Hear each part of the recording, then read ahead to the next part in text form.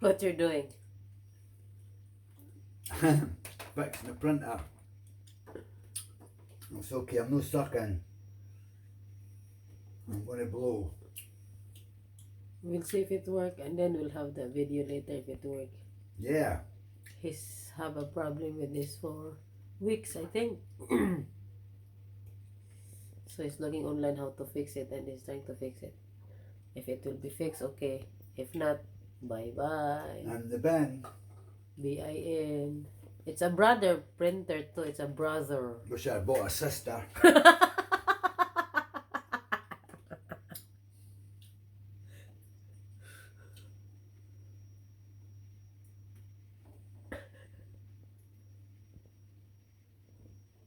We'll see later if it will work.